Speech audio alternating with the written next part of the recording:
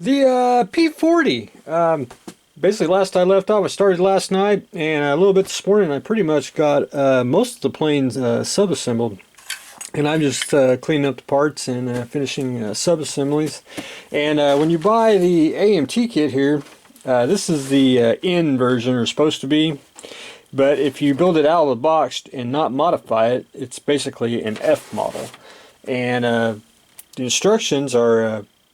I haven't built an AMT instruction kit in a while, and it's fairly laid out nice.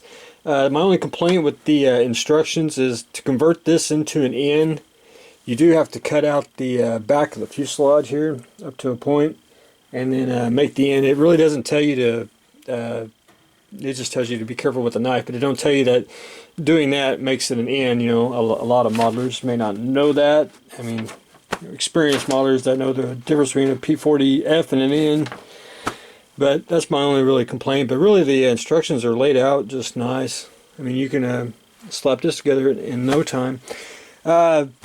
Basically got everything clamped down. Since this cockpit's made for a N, I'm going to have to trim just a little bit on each side so I can pop that back in to make the F model. And all I'm down to is just wet sanding the seams on the fuselage here and the wingtips, and then I'll be able to get that basically assembled probably within a day. One thing I got to tell everyone is when I build models for people, and especially when I build models with landing gear, I do not attach the landing gear. That will have to be attached when it arrives at its new place, but I will try to put it on there where you take a picture of it to show you, what it looks like with landing gears. I will put the wings on unless they're like huge wings. That'll have to be either put on. But when I do, when I don't put landing gear on, that's just a policy I have. And I also don't put on like the flaps, the doors that'll have to be put on too, because that'll get broken off.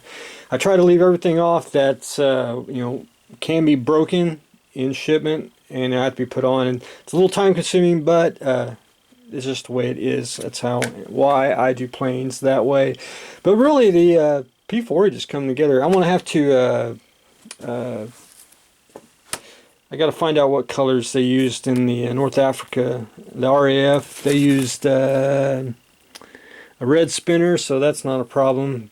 I'll just probably do like a maroon red, but I got to find out what colors are the camo here for the North African camo scheme there. But anyway, we're far from that, so I'm just basically doing sub-assemblies and getting it all assembled.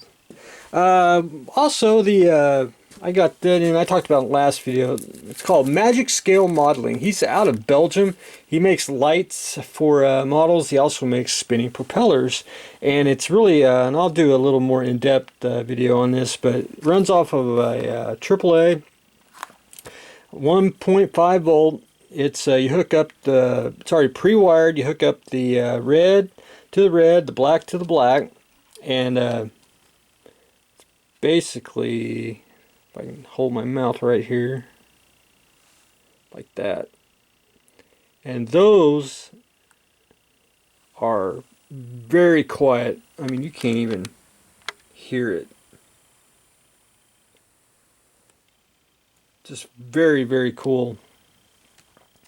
And all I did was took that propeller from that kit over there and just put in some monster clay just to put on the shaft to hold it for testing it. But really, that's pretty damn slick.